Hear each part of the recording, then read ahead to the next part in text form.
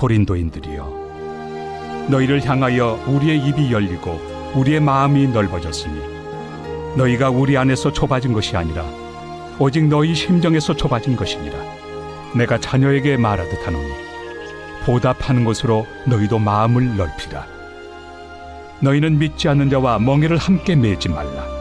의와 불법이 어찌 함께하며 빛과 어둠이 어찌 사귀며 그리스도와 벨리알이 어찌 조화되며 믿는 자와 믿지 않는 자가 어찌 상관하며 하나님의 성전과 우상이 어찌 일치가 되리요. 우리는 살아계신 하나님의 성전이라. 이와 같이 하나님께서 이르시되 내가 그들 가운데 거하며 두루 행하여 나는 그들의 하나님이 되고 그들은 나의 백성이 되리라. 그러므로 너희는 그들 중에서 나와서 따로 있고 부정한 것을 만지지 말라. 내가 너희를 영접하여 너희에게 아버지가 되고 너희는 내게 자녀가 되리라. 전능하신 주의 말씀이니라 하셨느니라. 그런즉 사랑하는 자들아, 이 약속을 가진 우리는 하나님을 두려워하는 가운데서 거룩함을 온전히 이루어 육과 영의 온갖 더러운 것에서 자신을 깨끗하게 하자. Everyday is Sunday, 우리의 매일을 썬데이로 세팅하라. 물이 흐르다가 큰 돌이나 장애물을 만나면 그 물은 웅덩이를 파기 시작합니다. 흐르는 물은 마찰과 침식을 통해 단단한 지형을 서서히 변화시키고 그 넓이가 좁아지면서 깊이를 만들게 됩니다. 반대로 장애물이 없으면 물은 넓이를 만듭니다.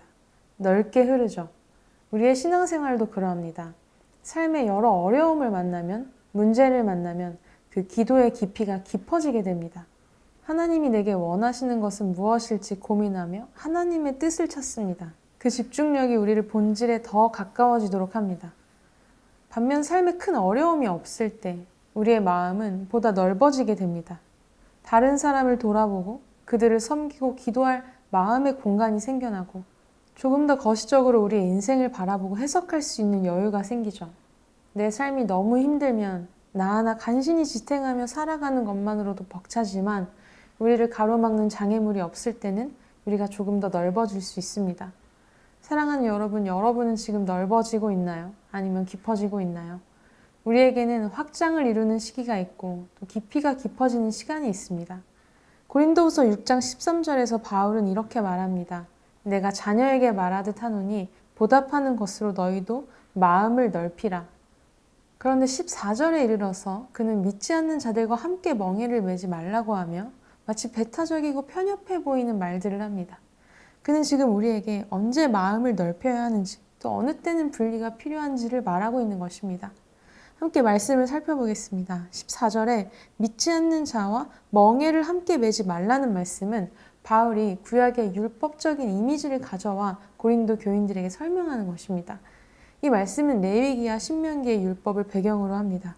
신명기 22장 10절은 우리에게 너는 소와 나귀를 결의하여 즉 함께 매어 갈지 말라고 가르칩니다. 이는 성질과 힘, 걸음걸이가 전혀 다른 두 짐승을 한 멍에에 묶지 말라고 하신 것처럼 영적 본질이 다른 존재들이 삶의 근본적인 방향을 같이 할 수 없다는 것을 의미합니다. 성경에서 멍에는 단순히 함께 일하는 것을 넘어서 누구의 지배를 받느냐와 어떤 방향으로 가느냐를 상징합니다. 소와 나귀가 한 멍에를 매면 서로 가려는 속도와 또 힘이 달라 결국 밭을 제대로 갈 수 없고 짐승들도 고통을 당하게 됩니다. 이처럼 가치관과 목적지가 다른 사람과 깊은 결합을 맺을 때 발생하는 갈등이 있다는 것이죠. 바울은 의와 불법, 빛과 어둠, 그리스도와 벨리알들을 통해 이 멍에의 문제가 결국 내가 누구에게 속해 있는가의 정체성의 문제임을 강조합니다. 뿐만 아니라 하나님은 내 포도원에 두 종자를 섞어 뿌리지 말라. 내 가축을 다른 종류와 교미시키지 말며 내 밭에 두 종자를 섞어 뿌리지 말며 두 재료로 직조한 옷을 입지 말라고 하시는데요. 이는 당시 주변 이방 민족들이 하던 풍습이었고 하나님은 자신의 백성들에게 거룩함과 구별됨을 가르치시는 것입니다. 백성이 이방 풍습과 구별된 거룩한 백성임을 매일의 농사일을 통해 몸에 새기는 그런 교육을 하시는 것이죠. 물론 이는 신자가 불신자와 모든 교제를 끊어야 한다는 그런 뜻이 아닙니다. 영적인 순결을 해칠 정도의 깊은 유대를 경계해야 한다는 의미이죠. 우리는 본성적으로 악에 물들기 쉽기 때문에 믿지 않는 자들의 가치관과 섞일 때 크리스찬으로서의 거룩함이 서서히 잠식당하기 때문입니다. 두 짐승이 한 멍에를 매면 결국 힘이 더 센 쪽으로 방향이 쏠리게 되어 있습니다. 솔로몬은 이스라엘의 왕으로서 하나님의 통치를 대리하는 자였습니다. 그러나 그가 이방 여인들과 정략 결혼을 맺고 그들의 우상을 용납합니다. 하나님의 지혜를 받은 솔로몬과 우상 숭배의 가치관을 가진 여인들은 결코 한 방향으로 갈 수 없었음에도 그는 그 여인들을 용납함으로 성전 안에 벨리알의 제단을 쌓은 것과 같습니다. 그가 화려한 예루살렘 성전을 건축했을지언정 정작 자기 자신이라는 내면의 성전은 지키지 못했던 것이죠. 하나님의 성전과 우상이 일치될 수 없다는 대원칙을 정면으로 위반한 사건이 되었습니다. 마틴 로이드 존스 목사님은 이사야 5장 20절 말씀, 악을 선하다 하며 선을 악하다 하며 흑암으로 광명을 삼으며 광명으로 흑암을 삼으며 쓴 것으로 단 것을 삼으며 단 것으로 쓴 것을 삼는 자들은 화 있을지언저 라는 이 말씀을 통해 우리의 죄성이 얼마나 적나라한지를 보여주시는데요.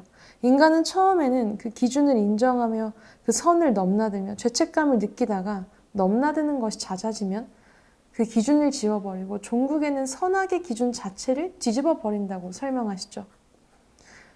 우리는 이 비본질에는 자유를, 이 유연함을 추구할 수 있지만 주님의 주권, 말씀의 권위, 죄와 불법에 대해서는 절대 타협할 수 없습니다.